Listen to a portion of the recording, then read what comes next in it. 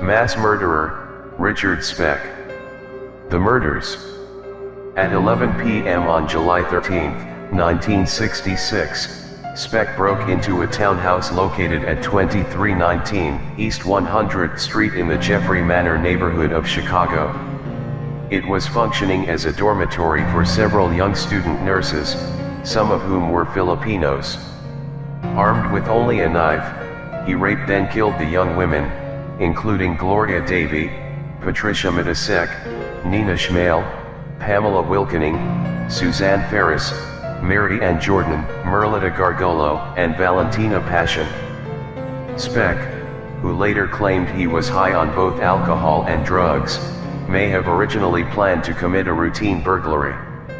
Speck held the women in the house for hours, methodically leading them out of the room one by one, stabbing or strangling them to death, then finally raping and strangling his last victim, Gloria Davy.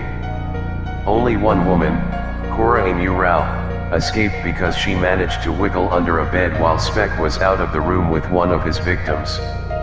Speck may have lost count, or he may have known there were 8 women living in the townhouse but had been unaware that a 9th student nurse was spending the night there. Amy Rao stayed hidden until almost 6 a.m. When she emerged, she climbed out of her northeast bedroom window onto a ledge screaming, "They're all dead. All my friends are dead." The scene of the crime. Jack Walenda was the first detective on the scene. The big powerful man with the soft-spoken voice was shocked at the cruelty of the killings. Slowly, methodically, he viewed the bodies one by one. First, Gloria Davy, nude, belly down on the couch, a strip of sheet tied with double knots that looked too perfect, too professional. He noticed what appeared to be semen between her buttocks. Buttons from her blouse were strewn over the stairs. The killer had torn them off her while walking her down the stairs. Walenda checked the upstairs bedroom and found the body of Pamela Wilkening, gagged, stabbed through the heart. Near her, Suzanne Ferris, lying face down in a pool of blood, a white nurse's stocking tied around her neck. Walenda counted 18 stab wounds to her chest and neck. Next, Mary Ann Jordan, Suzanne's close friend, lay on her back, stabbed 3 times in the chest, once in the neck, and He moved on to the northwest bedroom where he found Nina Schmale, her nightgown hoisted to her breasts, the same strips of sheet tied around her neck with the 2 characteristic knots. Stab wounds formed a ritualistic pattern, although superficial, around her neck. At closer examination, her neck appeared to be broken. Under a blue cover, he found Valentina Pazon, 24, face down, her throat cut, bisecting her voice box.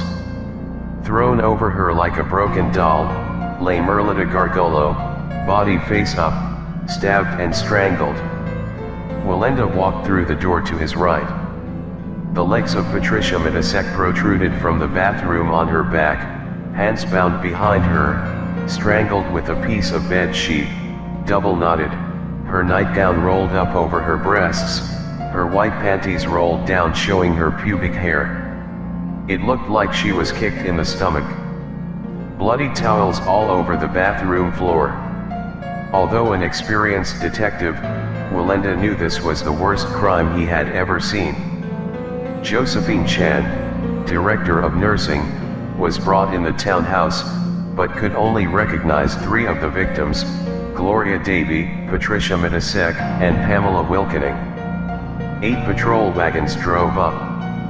One by one, the Cook County coroner, Andrew Toman, released the bodies to the wagons.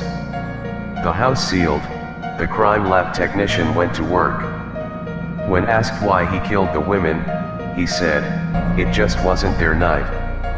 He was asked how he felt about the killings, "Like I always feel." Had no feelings. He added he did not feel sorry.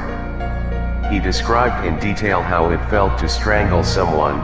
"It's not like TV, it takes over 3 minutes and you have to have a lot of strength. Richard Speck has 12 suspected victims. He was linked to 4 random murders of women before he massacred the 8 student nurses in their Chicago rooming house.